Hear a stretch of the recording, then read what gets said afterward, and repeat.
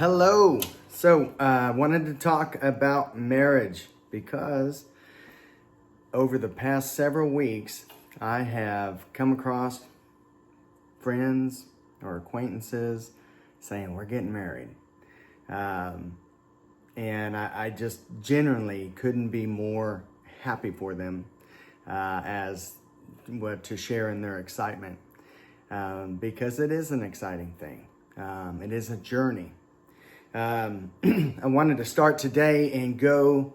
I'm going to start with the origin of marriage, the covenant of marriage, and the sacredness of marriage.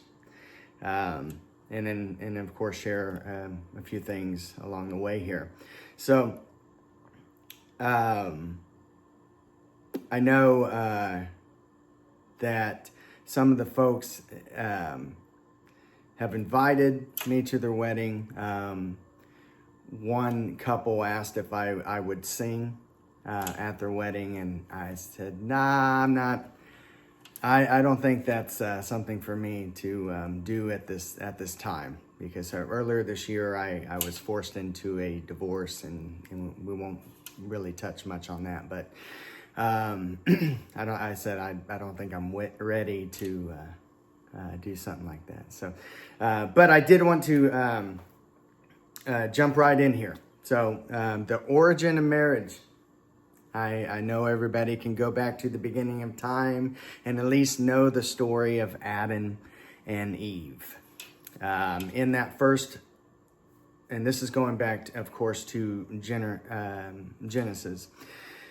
In that first week of creation, of course, God made the heavens and the earth, and made the animals and the trees, and made his first man, Adam. And then God saw that it wasn't good for man to be alone. So, now initially, Adam was created from dirt, from the dust of the earth. And when he saw that it wasn't good for man to be alone while Adam was sleeping, out of a rib of Adam's side, he created his mate. He created Eve. And when Adam awoke, he said, created out of my bone, my flesh, this is my bride. So that was the time in history where God displayed unity, love, and self-giving, as Adam expressed. So that is the origins of marriage. Now, as we go along here, I'm trying to keep this under 15 minutes this time around, but there is another symbolism in the creation of Eve, where she was created from the rib. She was not to be above Adam. She was not created like Adam from dust. She was created in the center of Adam, his rib. And that's where we get the expression helper. God promises us a helper, that they would support the man and be there literally by his side. So, and we can go over that more later, but I really want to get into the covenant and of marriage. And this next section I labeled as, is it covenant or contractual? And that's going into our society today. A contract says, I'm in this, but when I become unhappy, I'm out. C'est la vie. And a covenant is a divinely created relational bond. It has warranties. Proverbs 2 gives the benefits of wisdom and displays where covenant before God and in front of witnesses. Now, God is always the silent witness, and when two come together and make a covenant before Him. It is a three-way agreement. It is between man and woman, and of course, God. That's it. That's it. A marriage, that's the principles of marriage, and it is between man and woman and God above. That's it. Nobody else belongs in that pot. So, in the early years, witnesses held the two accountable for the covenant that they made. And today, we have witnesses that come. We have a big ceremony for a wedding, but it's not exactly, if those two separate years later, those witnesses aren't gonna go back to and do what they did in the older days, where they took the two that made the covenant to the city gates and held them accountable. One thing, going back to when I first got married over 17 years ago, I remember a man that I called Grandpa Patterson.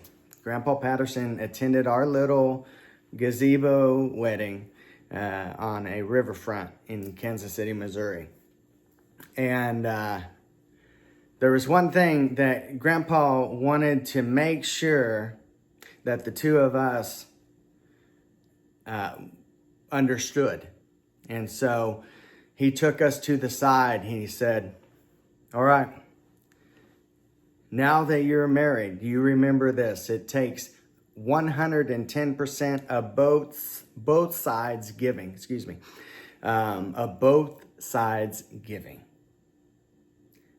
He said, keep Christ in the center of your relationship always. And I know for me that I had learned so much over this past year in reflection. But I remember those words from Grandpa Patterson, and I still hold those, true to my heart today. And that's going into the sacredness of marriage. Right here, as far as my outline today goes. It takes one to forgive, but it takes two to be reconciled. In the book of Hebrews 13:4, God talks about how marriage should be in high honor. It should be sacred. God includes a reminder throughout the passage that those that don't stay true to this honor, there would be a great judgment. So I don't, when somebody tells me that they're getting married, I don't go through all this with them. I simply tell them, like Grandpa Patterson told me, it takes two. It always takes two. And to give 110% each giving 110%. And that's pretty much what I leave them with as I congratulate them and share my excitement for them. A man and woman is bound to their partner as long as they both shall live. That is what God's word says. Here, God's intention for marriage is that it should be a lifelong commitment, a lifelong covenant. We just don't see that today in our society. When the life gets tough or people change or drift in certain directions, and usually it's due to not keeping Christ in the center of that holy union, which it was initially built on. There is an example. A man saw these cracks in a room of his house, and he couldn't figure out where the cracks, were coming from, but he wanted to get rid of those cracks in those rooms. So he invited a painter over to evaluate and assess the situation. And they're both looking at the wall, and the painter goes, "It's not the cracks." He said, I don't know what you mean, because I see cracks, you see cracks, everybody in God's creation sees cracks. And the painter goes again, "It's not the cracks. It's the foundation. The foundation is what needs to be fixed." And that's where those cracks came from. So that is a very good analogy. When we get together and we make a holy union, make a holy covenant, we become one. When the foundation needs repaired, that's where we start. If we don't repair the foundation, that house that we built crumbles. It absolutely crumbles. And I've seen that. I've witnessed that. But again, it takes two. It takes two to go in, at least two, to go in and repair that foundation. Let's see. This is very interesting. I think it's certainly another topic in itself. The issue of divorce. In Matthew 19, 3-6, Jesus addressed the Pharisees. The Pharisees, they asked him, what constitutes rightfulness in a divorce. And Jesus shot that down. He said, what God put together, let no man come between. Now, in the Bible, when it's referencing man, it is referencing man and woman. So, that's a very important thing. And that's also what I tell people when they're fixing to get married. It is between the two of you, and it's both of your jobs to keep everybody else out.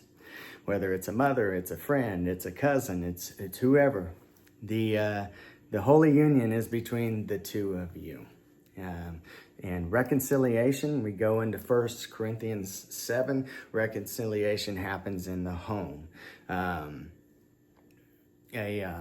home is created, a family is created between the two that make the covenant. Then when you have offspring, that's in addition to your family. But if you never have offspring, you still have a family. It's the two of you. You are the holy union, and you are the family. And you are to be as one. You make up one flesh, the two of you, just like back in Adam and Eve.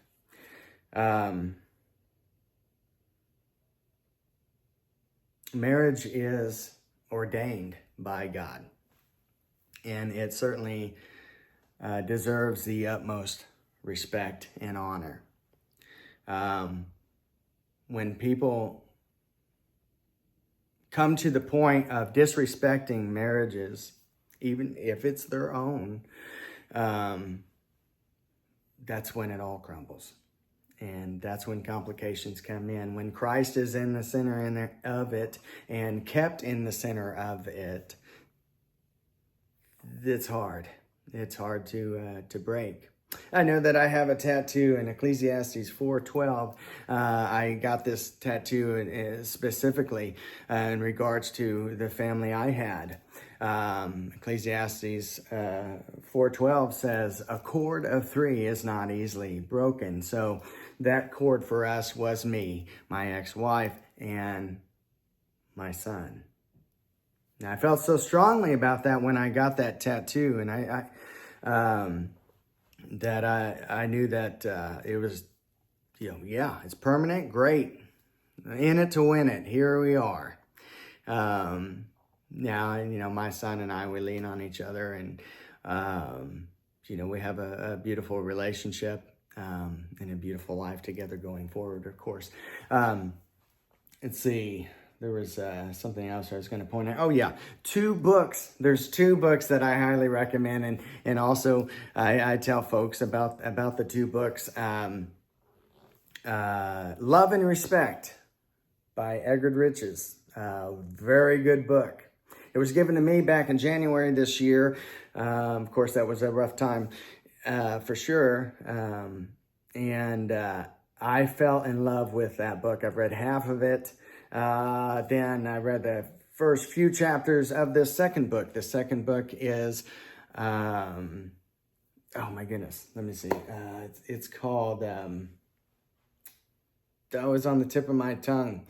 The 5 Love Languages. How can I forget that? The 5 Love Languages, and that's a really good book as well. There's so many resources. If you're out there to begin your journey, or if you're out there to strengthen your marriage and say, hey, yes, this is between the 2 of us. We're having troubles. We're having bumps in the road. We're going to fix this. Everybody else can see their way out. There are so many resources. I want to give a shout out to Focus on the Family. You go to focusonthefamily.org and check out the unlimited resources. But I did give you 2 books. Those are books that I continually touch on as well. And I keep pointing in this direction because that's where my bookshelf is. But listen, it can be a very wonderful thing. My parents were together. Good night. What were they? I want to say that it was 48 years. I could be wrong on that. It could be a little more. My mom passed away way before I ever had a family. My mom passed away in August of 2003. No, 2004. Sorry. She was the glue that held everything together. And I still miss her today. I wish she was able to meet my family that I had. Of course, my son today, who stands 6 feet tall, and I'm so proud of him, the basketball star that he is. And then my dad passed away in 2018. I'm at 84 years old. So they've been out of my life for quite a bit. My ex-wife and son got to meet my dad for a couple years. He was in their lives, and yeah, it's a journey for sure. At the end of the day, it does take 2, and for us to make sure that Christ stays in the center of it, that takes work as well. So listen, I hope this was encouraging to you. I may speak on this topic a little more later, but God bless you all, and remain prayerful. See ya.